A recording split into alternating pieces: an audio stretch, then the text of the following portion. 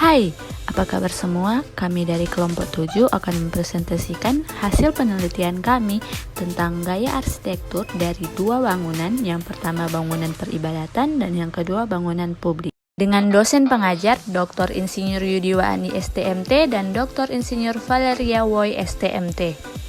Dan sebelum lanjut, saya akan memperkenalkan anggota kelompok kami. Yang pertama ada Bella Liando, saya sendiri, dan rekan-rekan saya ada Tessa Wowor, ada Rahel Palowo, ada Carmelita Wolang, dan yang terakhir ada Aika Gerung.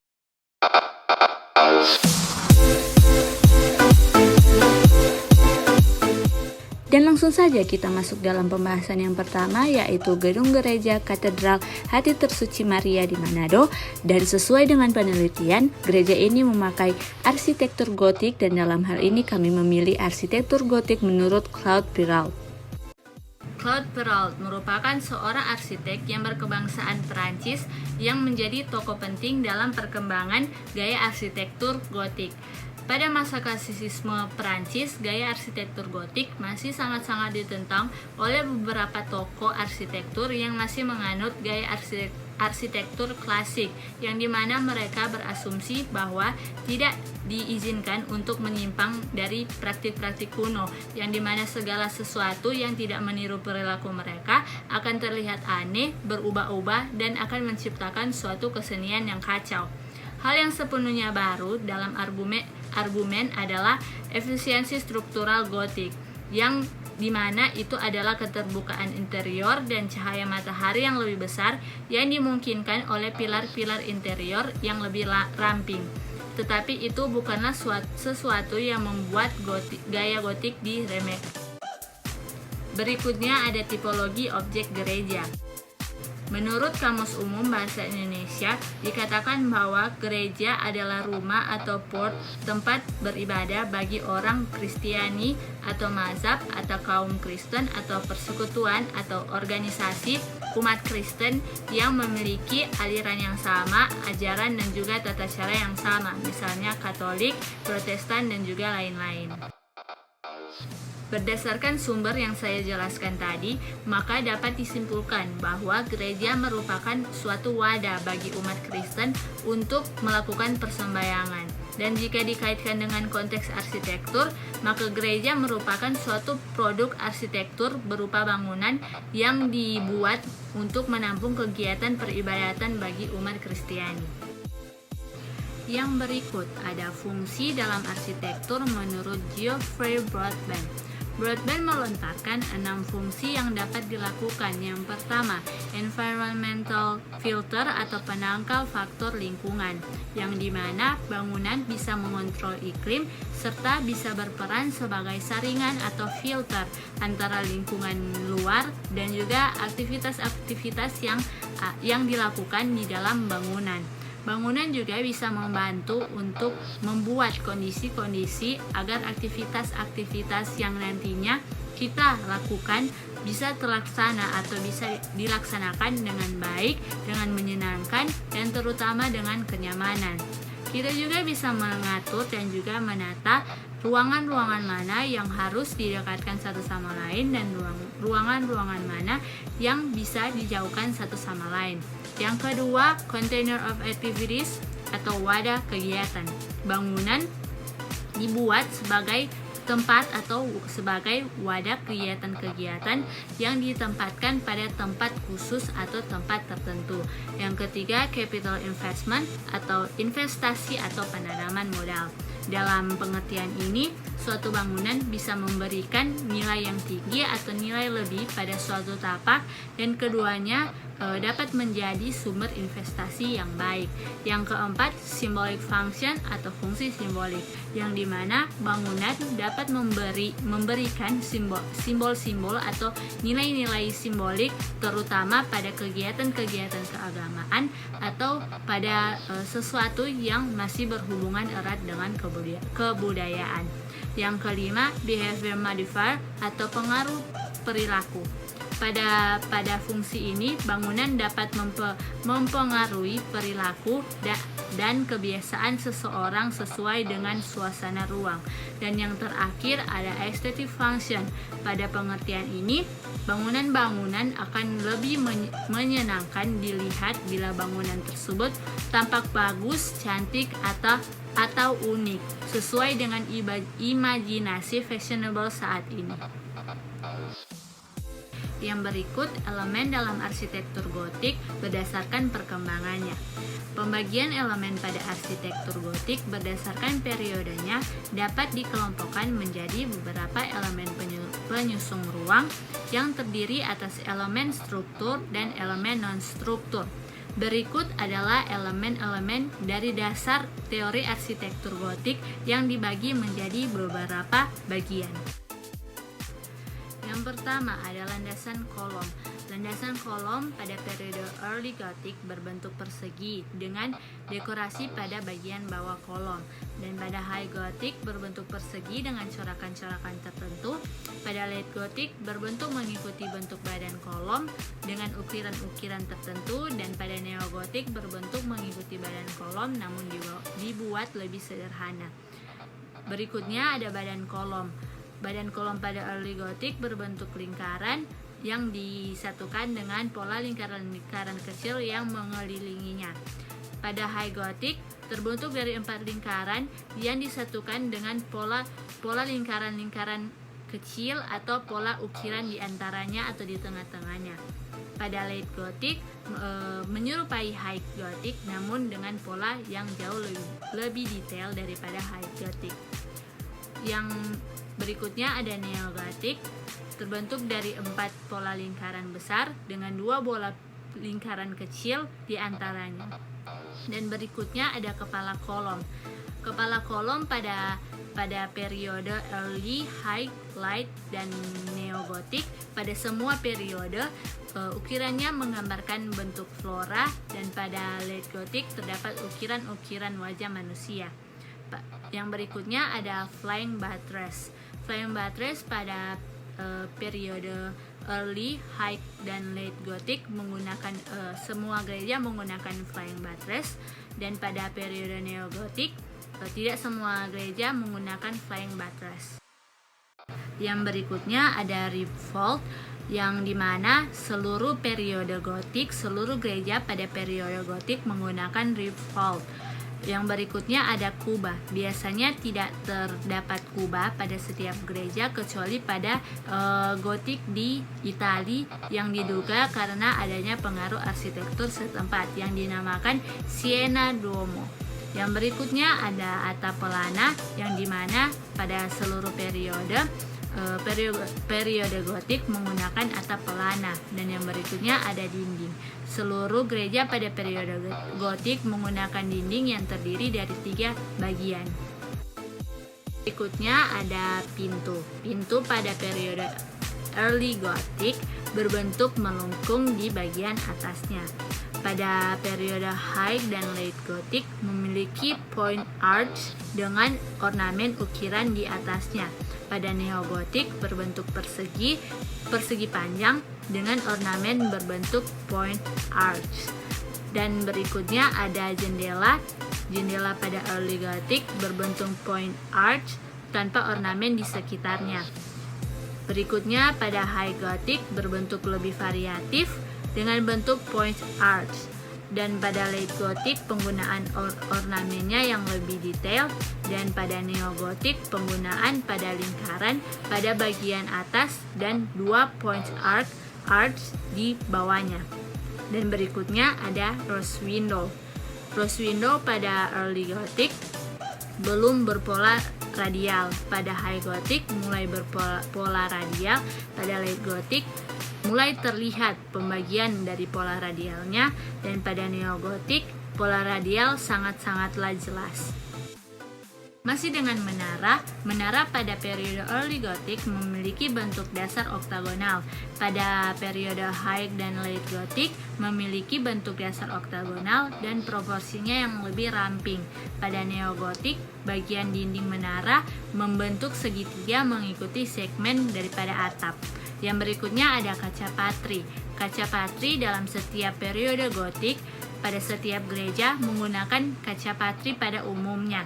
Kaca patri bergambarkan dengan burung merpati, Bunda Maria atau Yesus Kristus. Dan yang terakhir ada sculpture. Sculpture pada early Gothic bentuknya tidak sesuai dengan proporsi manusia dan terdapat gargoyle. Pada periode High, bentuknya mulai menyesuaikan dengan proporsi manusia dan terdapat gargoyle. Dan pada Late Gothic, terdapat ornamen-ornamen detail di sekitar sculpture dan tidak terdapat gargoyle. Dan pada Neo Gothic, ukirannya lebih sederhana dan tidak terdapat gargoyle. Yang berikut ada metode penelitian. Dasar dari analisa yang akan digunakan dalam menganalisis penerapan elemen gotik pada Gereja Katedral Hati Tersuci Maria di Manado adalah berdasarkan pembagian elemen, fungsi, serta tipologi objek.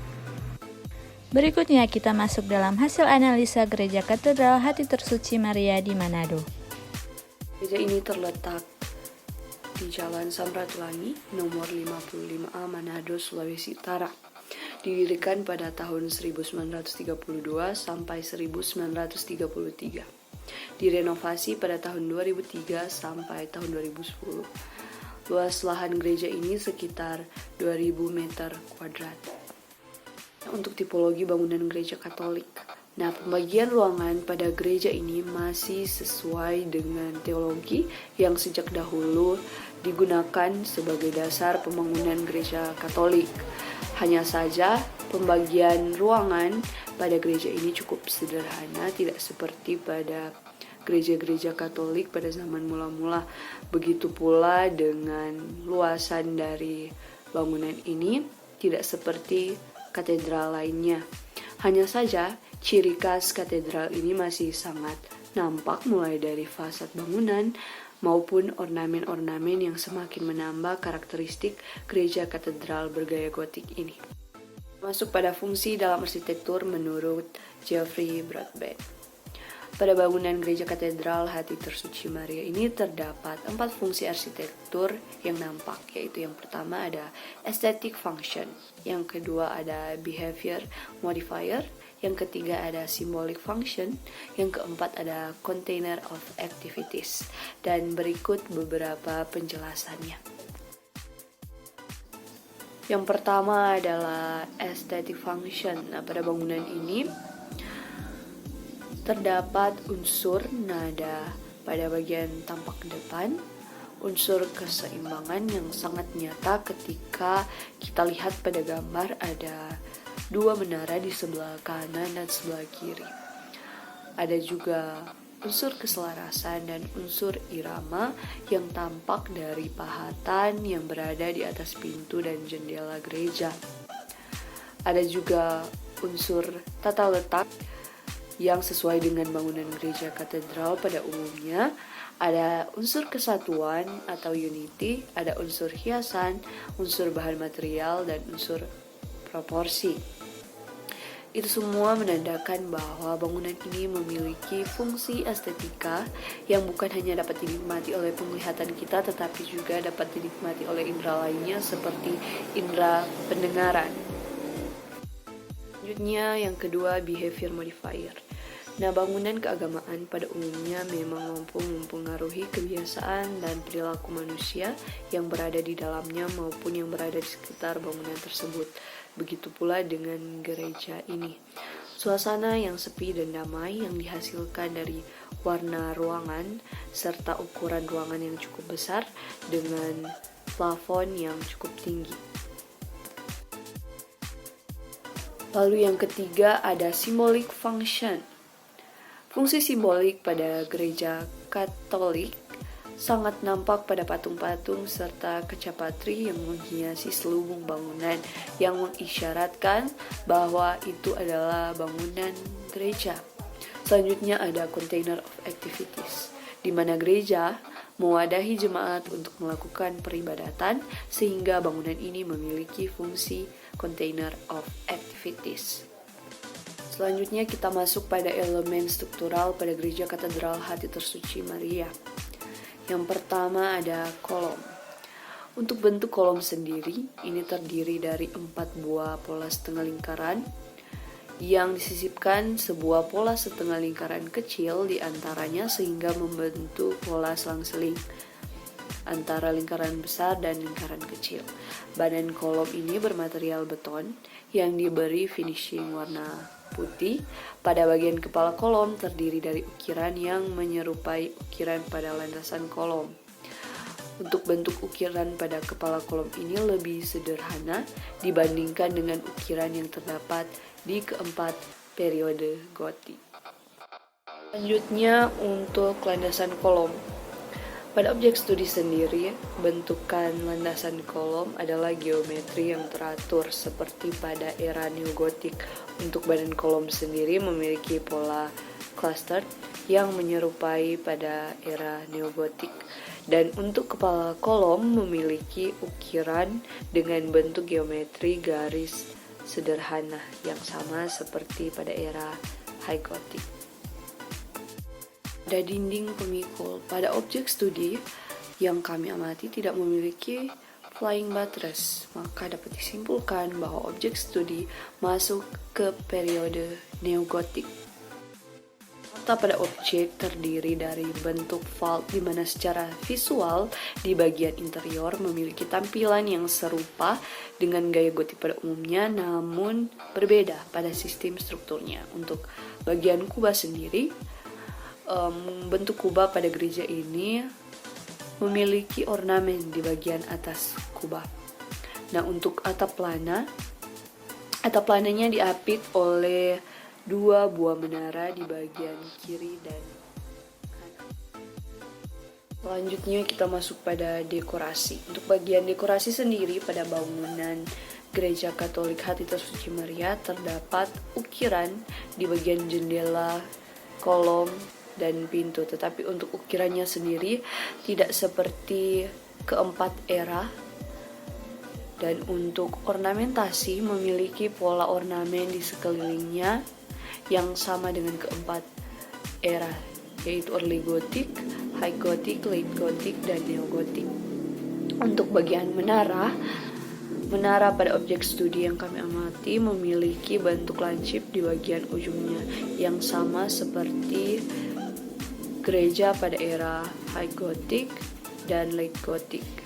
Untuk bagian kaca patri sendiri, kaca patri yang dimiliki oleh objek studi bergambar Tuhan Yesus, murid-murid Tuhan Yesus, serta Bunda Maria. Dan untuk skulptur sendiri, objek studi yang kami amati memiliki skulptur yang sama seperti pada era neogotik.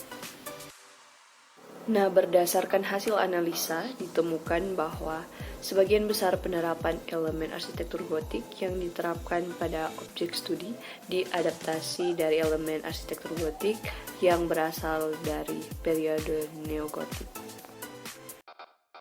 Teori arsitektur modern. Rudolf Wittauer adalah sejarawan seni Inggris yang mengkhususkan diri pada seni dan arsitektur Renaissance dan Barok di Italia. Beliau merupakan penulis dari Architectural Principles in the Age of Humanism yang mampu memberi dasar dalam perbincangan mengenai arsitektur modern. Sampai saat ini, prinsip arsitektur Rudolf Wittauer di zaman Humanism pada tahun 1949 tetap menjadi evaluasi fundamental dari Renaissance estetika arsitektur. Meski tidak unik dalam mencapai hal itu, status paradigmatik dalam disiplinnya dampak simultannya terhadap produksi arsitektur masih belum pernah terjadi sebelumnya. Justru fakta karya ini menangkap imajinasi dari dua kelompok yang secara tradisional berbeda di momen dalam sejarah, ketika pertukaran antara keduanya tampaknya paling tidak mungkin terjadi. Kesimpulannya dikatakan bahwa di luar itu memberikan wawasan khusus tentang historisitas konstruksi Renaissance, pola pertukaran seperti itu antara penulisan sejarah dan kritik atau teori mengingatkan kita pada simbiosis kompleks yang ada di antara keduanya, dua aktivitas reflektif di jantung modernisme itu sendiri.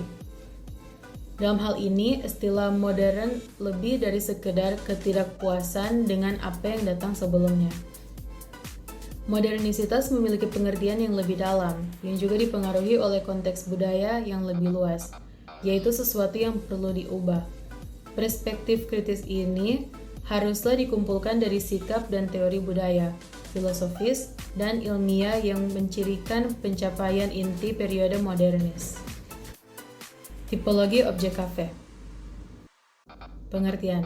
Menurut Kamus Umum Bahasa Indonesia, dikatakan bahwa kafe adalah tempat minum kopi yang pengunjungnya dihibur dengan musik. Berdasarkan sumber di atas, maka dapat disimpulkan bahwa kafe merupakan tempat minum kopi namun dapat diterima sebagai suatu tempat yang mewadahi berbagai kegiatan lain sosial maupun individual. Tipologi bentuk bangunan modern. Kita membahas tentang keutamaan batasan dalam arsitektur. Modernisme heroik yang terbuka pada tahun 1970-an memberi jalan pada tahun 1970-an itu untuk rasa ketangguhan baik dalam bentuk arsitektur dan ruang, serta sumber daya alam. Fungsionalisme modern lebih mementingkan utilitas dan konsistensi internal daripada berkaitan dengan konteks perkotaan. Tipologi yang dihindari dalam kaum modernis dalam penolakan menyeluruh mereka terhadap presiden dan sejarah memiliki kekuatan untuk memulihkan kontinuitas historis dan hierarki spasial kepada masyarakat. Masalah penemuan wajib dan orisinalitas kronis dibahas, serta peran bangunan latar belakang dan latar depan. Tipologi dipertahankan sebagai bahasa desain perkotaan yang dapat memberi koherensi dan makna bersama dalam lingkungan binaan, jauh dari penghalang sehingga proses desain. Batas ini terkadang adalah situs inovasi arsitektur asli. Fungsi dalam arsitektur. Dalam hal ini kita akan menggunakan fungsi berdasarkan Jeffrey Broadbent, yaitu pertama, environmental filter atau penangkal faktor lingkungan, kedua, container of activities atau wadah kegiatan, ketiga, capital investment atau investasi atau penanaman modal, keempat, symbolic function atau fungsi simbolik, kelima, behavior modifier atau pengaruh perilaku, dan keenam, aesthetic function atau pursuit of delight. Elemen dalam arsitektur modern berdasarkan perkembangannya.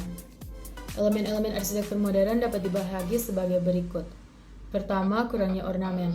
Cetakan dekoratif dan trim yang rumit dihilangkan atau sangat disederhanakan sehingga memberi jalan pada estetika yang bersih, di mana bahan-bahan bertemu dalam sambungan yang sederhana dan dikerjakan dengan baik.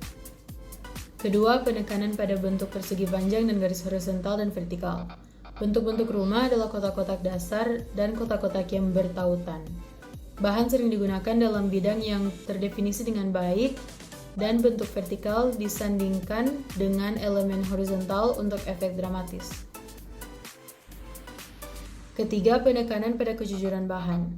Kayu sering diwarnai daripada dicat untuk mengekspresikan karakter alaminya.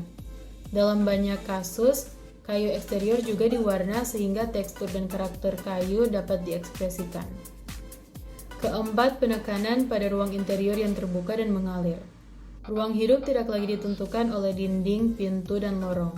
Ruang tamu, ruang makan, dan dapur cenderung mengalir bersama sebagai bagian dari satu ruang interior yang bersebelahan.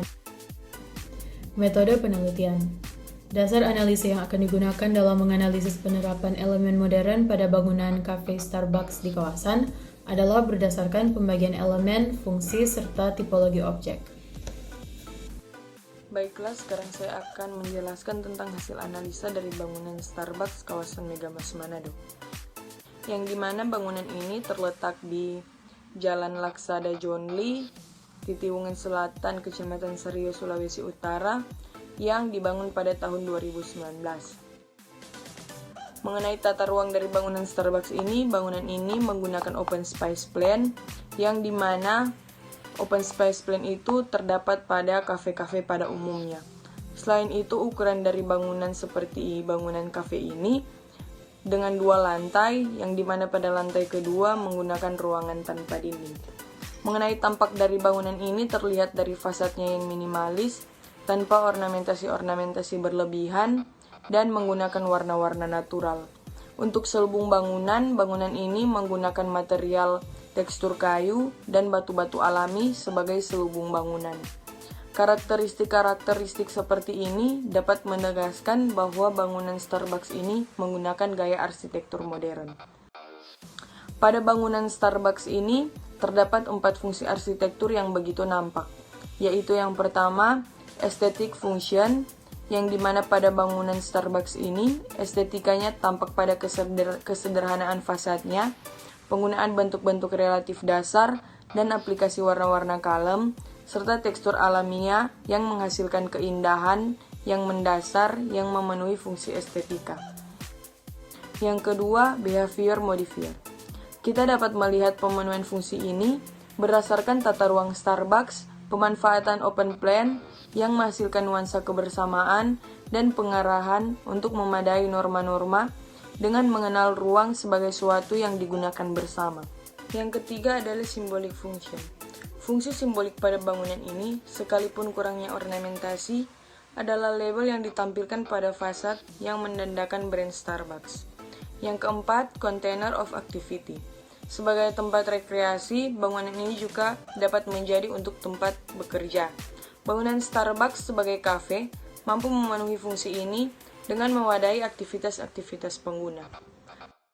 Baiklah, ini adalah tabel untuk elemen struktural pada bangunan Starbucks, yang dimana berdasarkan hasil analisa ini ditemukan bahwa sebagian besar penerapan elemen arsitektur modern, lebih khususnya arsitektur minimalis yang diterapkan pada objek tersebut.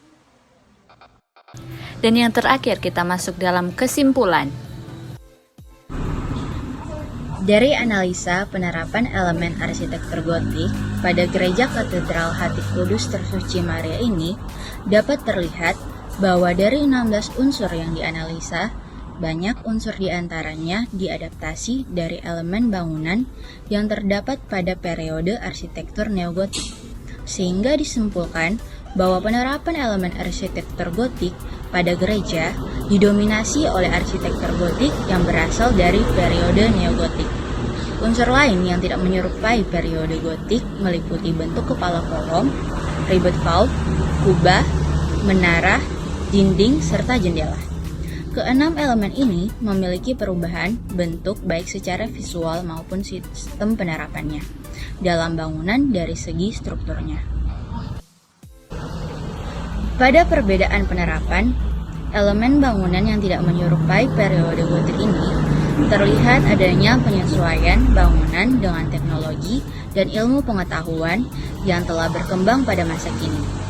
Beberapa bagian elemen nampak dibuat lebih sederhana, serta melihat juga dari sisi kemudahan pembuatannya, sehingga elemen gotik yang diterapkan tidak lagi murni seperti elemen gotik pada masanya, melainkan telah dibuat penyesuaian berdasarkan perkembangan zaman. Dari pemilihan objek yang dikaji, Starbucks Coffee menerapkan elemen arsitektur modern, lebih khususnya arsitektur minimalis. Terlihat dari 6 elemen yang telah dianalisis. Elemen yang dianalisis ini memiliki perubahan bentuk, baik secara visual maupun sistem penerapannya dalam bangunan dari segi struktur untuk menyesuaikan dengan desain yang menjadi ciri khas dari bangunan Starbucks Coffee. Ya, itulah yang menjadi hasil dari penelitian kami. Mohon maaf jika ada kesalahan kata atau kalimat yang kami ucapkan sebelumnya. Akhir kata kami ucapkan banyak terima kasih.